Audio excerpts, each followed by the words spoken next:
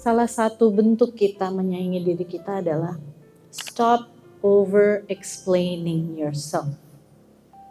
Kalau misalnya kita nggak bisa hadir dalam sebuah acara, misalnya dalam circle itu, nggak usah kita harus menjelaskan ke semua orang masalah apa yang sedang kita hadapi sehingga kita nggak bisa datang. Cukup kasih tahu ininya aja, permukaannya aja, generalnya aja. Apapun itu, stop over explaining. Gak semua orang bisa memahami kita gitu. Gak semua orang akan tahu segala macam hal yang kita harus hadapi sehari-hari gitu. Jadi ya udah simpan saja dan biarkan orang berasumsi macam-macam.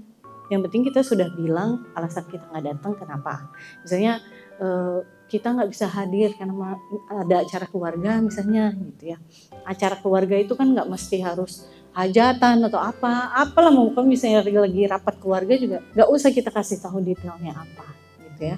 Orang yang over explaining itu adalah tanda bahwa mungkin dulunya dia selalu merasa ditolak, terutama oleh orang tuanya dulu yang tidak pernah mau mendengar kata tidak dari anaknya. Jadi anak pokoknya harus laksanakan tanpa pertanyaan, tanpa diskusi, laksanakan semua perintah. Anak-anak yang dibesarkan dalam pola asuh seperti itu yang membuat ketika mereka dewasa cenderung harus jelasin terus gitu. Karena dia takut ditolak, dia takut tidak lagi diterima, dia takut tidak disayang, dia takut tidak dianggap lagi kalau dia tidak mengungkapkan dirinya kepada orang lain gitu ya.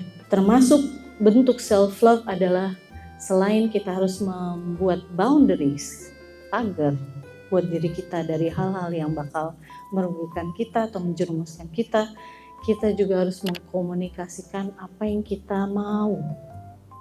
Komunikasikan apa yang kita suka dan tidak suka, terutama kepada pasangan dan anak-anak kita. Makanya teman-teman, kalau kita marah, ekspresikanlah marah. Menjadi ibu, menjadi seorang muslimah yang damai, yang mencintai dirinya sendiri bukan berarti tiap hari happy mulu, bahagia mulu gitu ya. Hanya kata-kata yang sayang terus yang terungkap dari dia, enggak gitu. Tapi kita juga harus ungkapkan emosi kita kepada orang-orang tercinta kita. Misalnya marah. Marah boleh, yang enggak boleh marah-marah. Bedanya apa? Kalau kita marah ya kita ungkapkan. Kita sedang merasakan apa, penyebabnya apa, dan harapan kita apa. Itu adalah marah yang sehat, namanya mengekspresikan marah. Tapi kalau marah-marah, kita cenderung melampiaskan.